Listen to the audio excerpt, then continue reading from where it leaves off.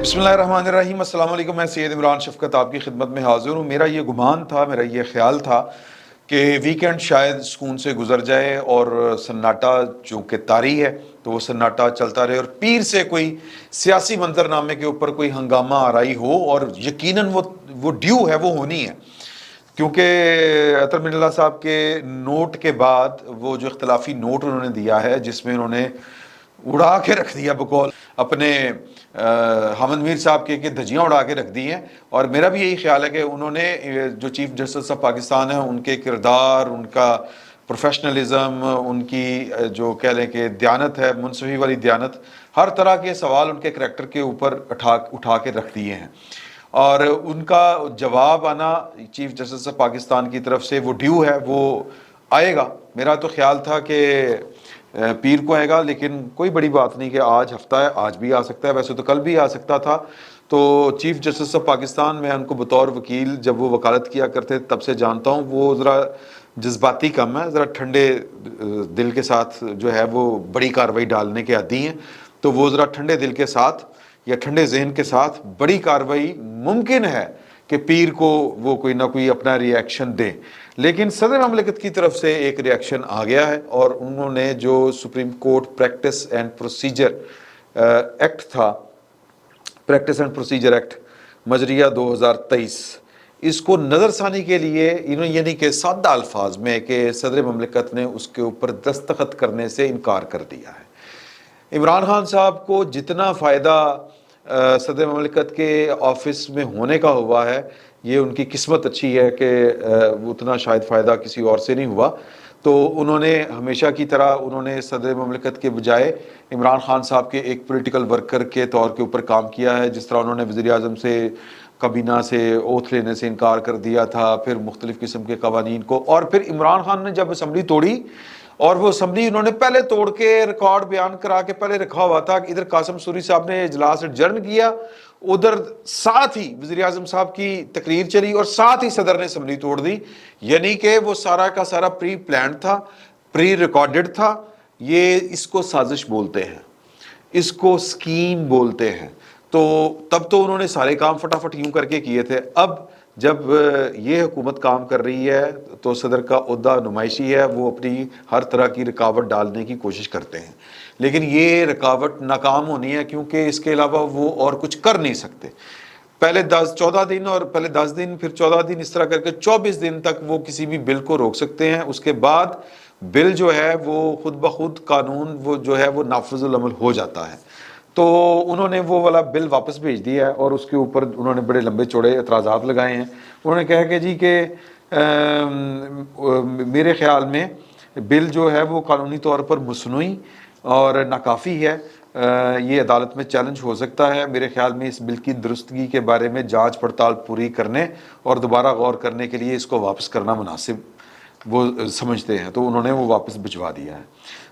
اس میں انہوں نے کہا کہ جی کہ جو آئین ہے یہ سپریم کورٹ کو جو ہے وہ اختیار دیتا ہے کہ وہ حق سماعت کا، ریویو کا، میں تھوڑا سا ڈیٹیل میں جانا چاہ رہا ہوں کہ اپیل کا، ایڈوائزری کا، ریویو کا اور ابتدائی اختیار سماعت آئین دیتا ہے۔ مجوزہ بل آرٹیکل 184(3) عدالت کی ابتدائی اختیار سماعت سے متعلق ہے۔ مجوزہ بل کا مقصد ابتدائی اختیار سماعت استعمال کرنے اور اپیل کرنے کا طریقہ فراہم کرنا ہے۔ اب سر یہ بڑی موٹی سی بات ہے کہ 184(3) بڑی موٹی سی بات ہے، وہ یہ ہے کہ یہ سپریم کورٹ کو اوریجنل جورسڈکشن دیتا ہے کاروبار مملکت، کاروبار ریاست میں، اور اس کی تشریح جو ہے وہ منصور علی شاہ صاحب نے اپنے انداز میں کی ہے۔ ظاہر ہے کہ وہ انہوں نے تشریح ایک پبلک میٹنگ میں کی تھی، ان کا یہ خیال تھا کہ جی کہ یہ پاکستان کی جو ڈپرائیوڈ طبقے ہیں ان کو مین سٹریم میں لانے کے لیے اگر کوئی بڑی سویر قسم کی انسانی حقوق کی خلاف ورزی کہیں پر ہو رہی ہے تو وہاں پر یہ جو ہے حق اختیار استعمال کرنے کے لیے بادشاہ گری نہیں ہے، بادشاہ نہیں ہے، وہی جو یہ فقیری بات کرتا ہے کہ یہ بادشاہ سلامت نہیں بناتا سپریم کورٹ کے چیف جسٹس کو۔ اب 184(3) کے اوریجنل جورسڈکشن کے وہ مخصوص حالات میں یہ والا اپنا اختیار جو ہے وہ استعمال کر سکتا ہے کہ وہ سو موٹو لے سکتا ہے، کسی واقعے کے اوپر وہ نوٹس لے کے اس کو اجاگر کر سکتا ہے، اس پر کوئی فیصلہ سنا سکتا ہے۔ اور سپریم کورٹ لفظ ہے سپریم کورٹ. اب سپریم کورٹ کی تشریح آئین میں لکھی ہے, اس پر تشریح کی ضرورت ہی نہیں ہے. آئین میں لکھا ہے کہ سپریم کورٹ کا مطلب ہے چیف جسٹس اینڈ ججز آف دا سپریم کورٹ, اور یہ اختیار ہے تمام ججوں کے پاس سپریم کورٹ کا, اگر ہم کہیں کہ وہ سو موٹو لے سکتے ہیں. تو اس لیے یہ ایک معاملہ فیصلہ طلب ہے, اور اس میں منصور علی شاہ صاحب تجویز یہ کرتے تھے, باقی جج بھی تجویز یہ کرتے ہیں, وہ ون مین شو والا جو 4 والا فیصلہ ہے کہ ہمیں چیف جسٹس کے, پہلے تو الیکشن کی بات ہے, چیف جسٹس کا جو اختیار ہے اس کے اوپر تمام فل کورٹ بیٹھنی چاہیے. اب وہ نہیں بیٹھ رہے تو ادھر جو, اور یہ انہوں نے پارلیمان نے کر دیا. اب جو حق اختیار سماعت والی بات کر رہے ہیں صدر مملکت, یہ 2 نمبری فرما رہے ہیں صدر مملکت صاحب. کیوں؟ کیونکہ آئین سب سے سپریم قانون ہے پاکستان میں. پاکستان میں آئین کے بعد عام سادہ قانون ہے, ضابطہ فوجداری, ضابطہ جو دیوانی, یا پھر کوئی اسپیشل لاز جس طرح انسداد دہشت گردی کے قوانین ہیں, سمجھ رہے ہیں. اس کے نیچے ہیں رولز. رولز کیا ہوتے ہیں کہ جی کہ یہ قانون ہے, یہ آئین ہے, یہ قانون ہے, اس کے نیچے آپ رولز بنا لیں کہ آپ نے یہ کام کس طرح سے کرنا ہے. جس طرح پولیس رولز بنتے ہیں, جس طرح سول سروس کے رول بنتے ہیں, اور یہ رول جو ہے یہ متعلقہ ادارہ اپنے بھی بنا سکتا ہے جس طرح سپریم کورٹ نے بنائے ہیں, یا پھر پارلیمان بھی بنا سکتی ہے. تو سپریم کورٹ کو یہ سہولت انہوں نے دی تھی کہ تسی آپ بڑھا لو. اب وہ سپریم کورٹ کے چیف جسٹس جو ہیں وہ پلوان بن گئے ہیں, بادشاہ بن گئے ہیں, مغل اعظم بن گئے ہیں. تو پھر پاکستان کی پارلیمان نے کہا چلو جی ایسی کر لینے ہیں. اتنی سی بات ہے, نہ اس میں آئین کو چھیڑنے کی ضرورت ہے, نہ اس میں جو ضابطہ فوجداری ہے یا جو ضابطہ دیوانی ہے اس کو چھیڑنے کی ضرورت ہے. سول قانون ہے, قانون کے نیچے معافی چاہتا ہوں وہ رولز ہیں, ضابطہ کار, ضوابط کار. وہ تو قانون سازی کی بھی ضرورت نہیں ہوتی. اگر انہوں نے بنا دیا قانون, صدر مملکت اپنا رانجھا ہمیں بجائی جا رہے ہیں بیچ میں. اصل مسئلہ کیا ہے؟ اصل مسئلہ یہ ہے کہ اس وقت پاکستان کے اندر ایک جنگ جاری ہے. پاکستان کی اسٹیبلشمنٹ اس جنگ کو کسی اور طرح سے سمجھتی ہے, دیکھتی ہے. وہ تو کہتے ہیں کہ پاکستان انڈر اٹیک ہے, ان کا یہ ماننا ہے, ان کا یہ خیال ہے. لیکن ایک سیاسی محاذرائی پاکستان میں عروج کے اوپر ہے.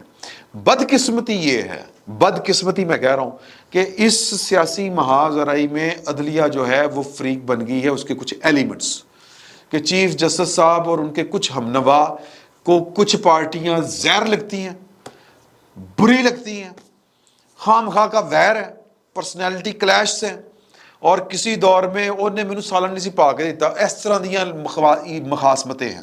وہ میرے کولوں دی گڈی تیز کر کے ننگ گیا سی. اس طرح کے مسائل ہیں اعجاز الاحسن صاحب کے, جسٹس مظاہر علی اکبر نقوی کے مسائل ہیں کہ جی کہ وہ پیسہ پیسہ پیسہ پیسہ پیسہ کرتی ہے. ڈیری لگا دوں پیسے کی, گانا چیتے آ گیا. بہرحال, اور باقی عمر الطاف بندیال صاحب اور دیگر ججوں کے مسائل ہیں, بیگمات کے, بچوں کے. باجوہ صاحب نو پھاڑ لو توہین عدالت کے نوٹس جاری کر دیں جنہوں نے ان کے بارے میں یہ والی بات کہی تھی. رانا ثناء اللہ کو توہین عدالت کے نوٹس جاری کرے جنہوں نے کہا تھا کہ نواز شریف کو نائل کیا تو ادھر ان کے بیوی بچوں نے نعرے مارے تھے. تو یہ مسائل ہیں, یہ انہوں نے پاکستان کے اندر پاکستان کا بیڑا غرق کر دیا ہے. تو صدر مملکت جو ہیں وہ عمران خان صاحب کا ساتھ دے رہے ہیں. اب معاملہ کیا ہے؟ معاملہ یہ ہے کہ ستمبر سے پہلے چیف جسٹس صاحب جو ہیں وہ یہ کاروائی ڈالنا چاہتے ہیں کہ الیکشن ہوں, عمران خان صاحب واپس اقتدار میں آئیں. صدر مملکت ہر روڑا جو وہ ٹکا سکتے ہیں, ہر وہ گند جو وہ ڈال سکتے ہیں وہ ڈالیں گے. یہ وہ اپنا فرض سمجھتے ہیں, کیونکہ ان کو اپنی سیاست جو ہے وہ ختم ہوتی نظر آ رہی ہے. حالانکہ سیاستیں یوں ختم نہیں ہوتی, سیاستیں کسی اور وجہ سے ختم ہوتی ہیں. تو اس میں نقطہ یہ ہے کہ صدر مملکت کیا یوں حرکتیں کر کے پہلی بات ہے کہ کامیاب ہو پائیں گے؟ چیف جسٹس آف پاکستان صاحب اپنے اختیارات کا ناجائز استعمال کر کے کامیاب ہو پائیں گے؟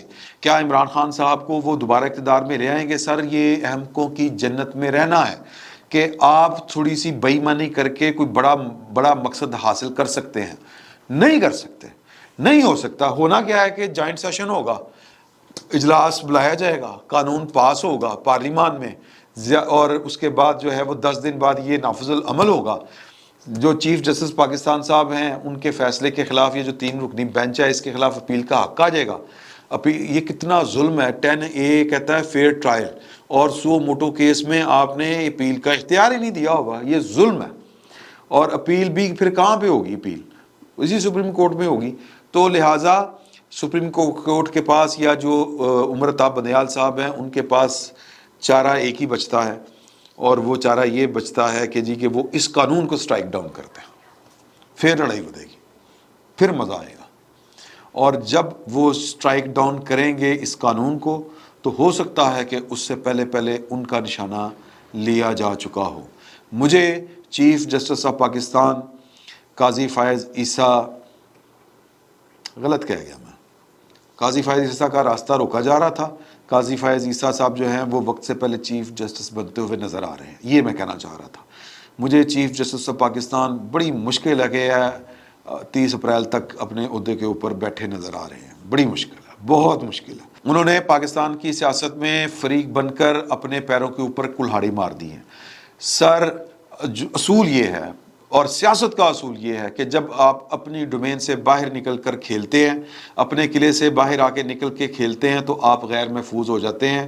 اس وقت عمر عطا بندیال صاحب چیف جسٹس آف پاکستان، مبینہ چیف جسٹس آف پاکستان، میں ان کو چیف جسٹس پاکستان کے عہدے کے قابل نہیں سمجھتا. وہ اپنے قلعے سے باہر آ کے کھیل رہے ہیں اور وہ اس وقت شدید غیر محفوظ ہیں. ان کی شہادت کسی بھی وقت ہو سکتی ہے. آپ دیکھتے رہیں، صرف آپ نے آنکھ نہیں جھپکنی، کسی بھی وقت ان کا جو ہے وہ پٹاخہ نکل جائے گا. فی الوقت اتنا ہی. بہت بہت شکریہ.